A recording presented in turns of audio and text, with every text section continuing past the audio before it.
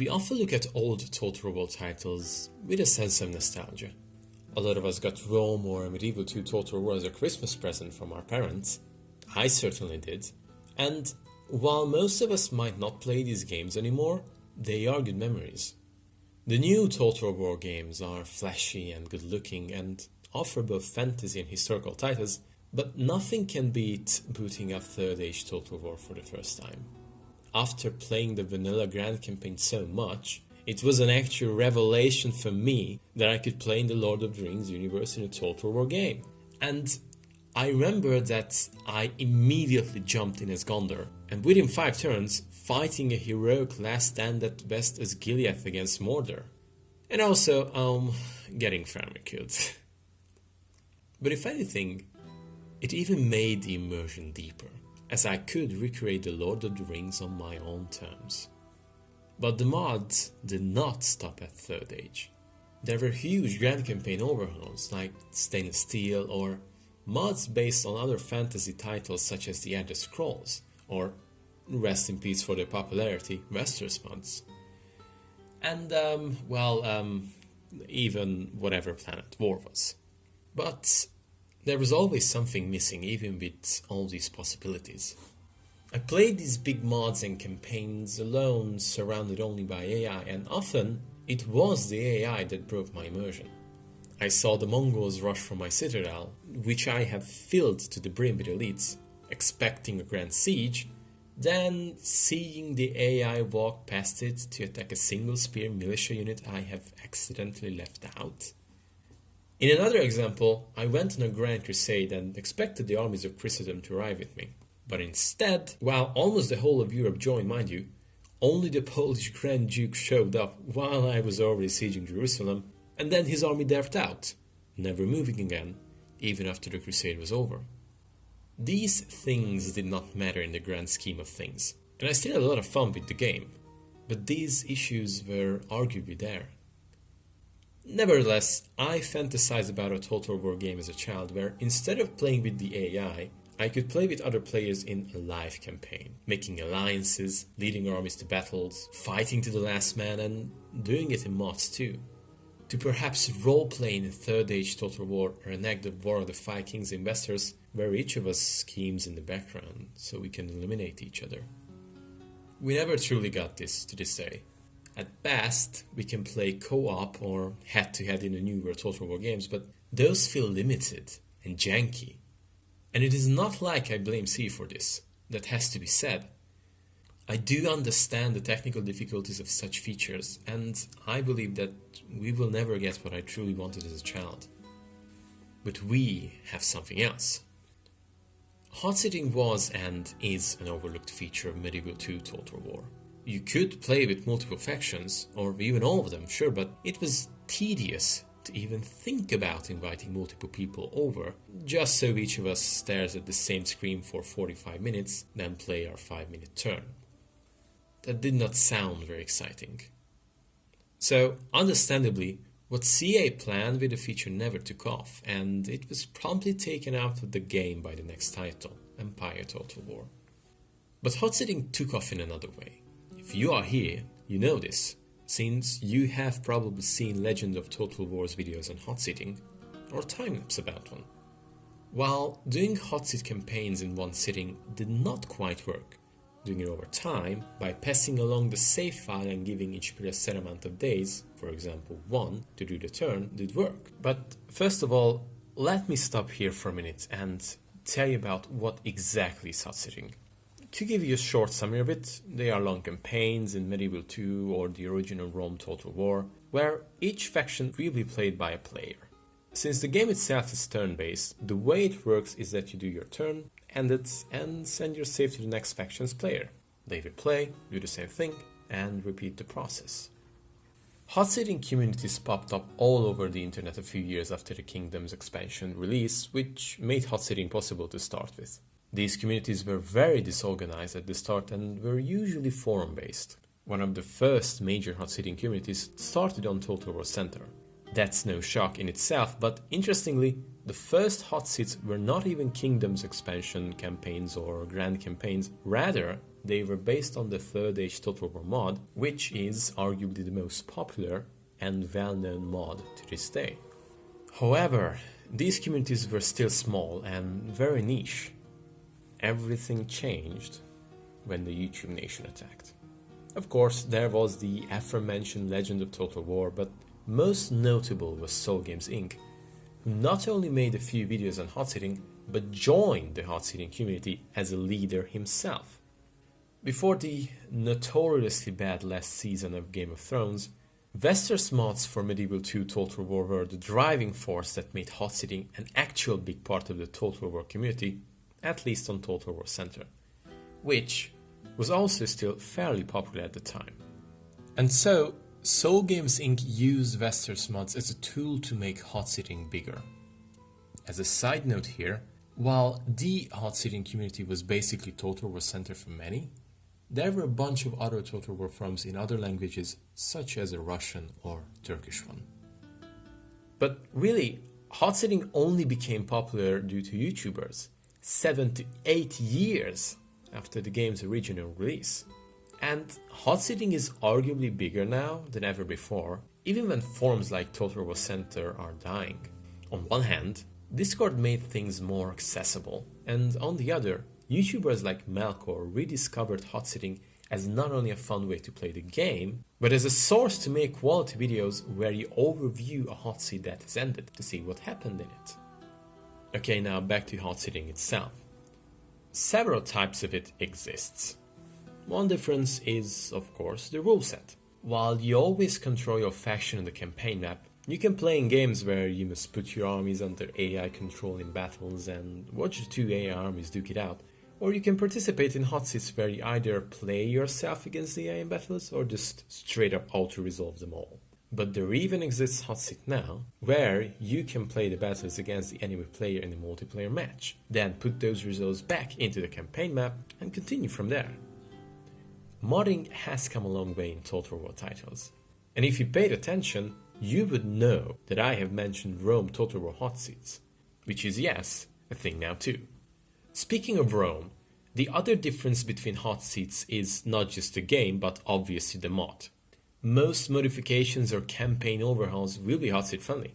And so, if you want to make a hot seat where you play out, for example, the Stormcroak Rebellion, or the War of the Five Kings, or the War of the Ring, you can do that with no issues. A lot of hot seats will be a roleplay campaign where you can impersonate all your favorite fantasy characters. But there is one thing that I have not mentioned yet. The one thing that makes hot-sitting not only one of the best experiences that I ever had, but it makes hot-sitting the best feature of Medieval 2 Total War in my opinion. And it is the diplomacy. The diplomacy is what makes your childhood dreams come true. As Medieval 2 Total War is not a board game where diplomatic actions are possible, but limited. The game has a big enough depth that how you approach things diplomatically is entirely up to you. You can be a Machiavellian duke who plays their enemies against each other, an opportunistic and ruthless conqueror who bullies neighboring factions into giving up territories without a war. You can be a Venetian merchant who pays others to do their bidding, or even a coalition builder who tries to keep the balance of power of the continent in check. For all we care, you can even be the Pope in hot seats, something that would normally be unavailable in single-player games, and excommunicate every ruler who goes against you. Arguably, the player interaction that Medieval 2 Total War enables through hot-sitting is better than the actual game itself. But of course, the two are not separate. The game plays like a perfect combination of real-time strategy, player interaction and modern board games where, obviously, you have to back up everything you say within the game. You have to manage the economy of your faction, because it can only support so many armies in wars, and make good moves to win said wars. And through all of this, you can immerse yourself in campaigns that the organizers of the community will gladly create for you. Of course, I will not lie to you. No game or game mode is perfect and without issues. It is hard to manage a game that goes on for months with a lot of players. That said, you can be damn sure that when these games go right, It make you feel like that child you were when you thought of playing kings and generals, managing your kingdom or your army, competing with others. So, to end this video, I have brought you 2 stories from Hotseating that were memorable enough to be remembered years down the line. Enjoy. My first story is from a Rome Total War Hotseat. The main player and the winner was Vanta, a Hungarian Hotseater. I played as Macedon and attacked the Greek city-states right off the bat to get hegemony over Greece. My move was successful and I managed to kill a faction too. However, the neighboring factions, the Kingdom of Pontus, the Dacians and the Thracians, thought that I was getting a bit too strong too quickly, so they made a coalition against me and declared war. Fortunately, in the west, the Romans were busy with a 2-front war against the Gauls and Carthage, so Rome was not a danger for me at that time. That said, I figured that the Seleucids, while not in the coalition, were going to join it as soon as they can send reinforcements against me. So as to strengthen my position even more, I declared war on them and took Sardis. It would be a long time till they could show up with a force that would threaten me, and the city would be a good economic and strategic base till that.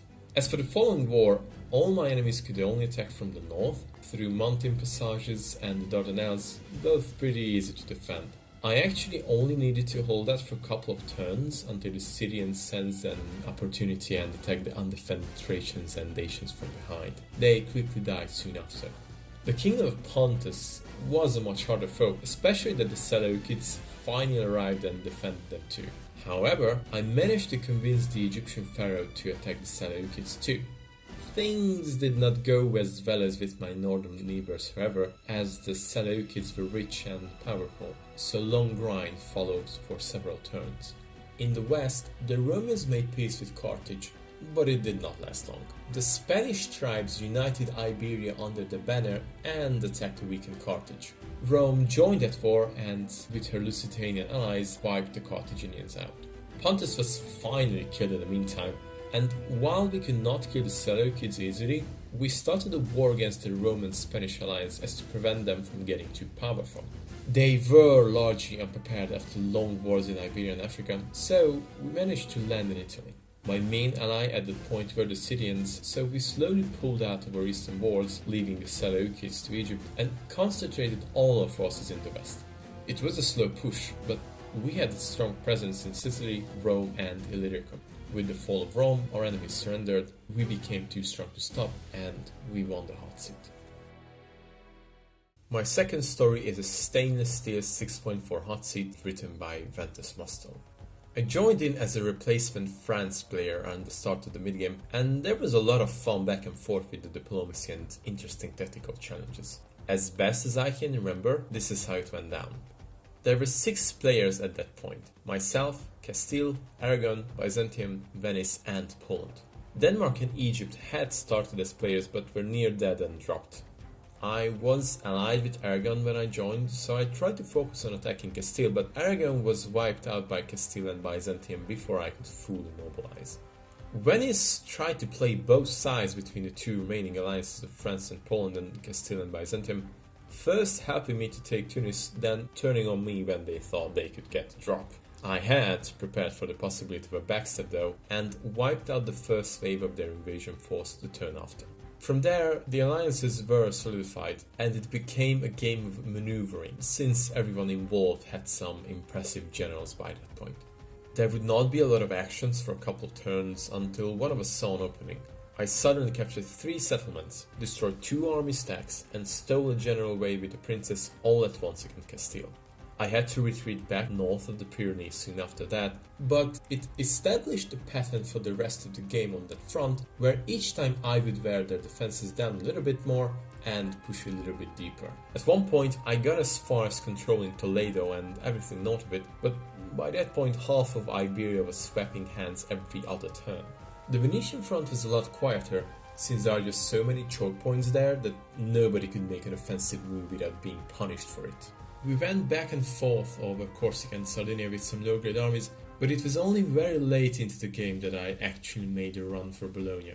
I think what provided the opening was Venice sending troops east to help out Byzantium. On that front, the Byzantines had been pushing pretty deep into Polish territory, so I started sending what troops I could spare to help out, and later actively looking at the Polish turns to advise on what moves to make. The French stacks alone weren't enough to turn the advantage, but what did was massive bribery. For the last 10 turns or so, Poland and I were sending our whole remaining treasuries back and forth via diplomacy, so we would be able to afford to take out whole stacks of unprotected troops that way. Doing so let us broke some key fort walls and start retaking territory.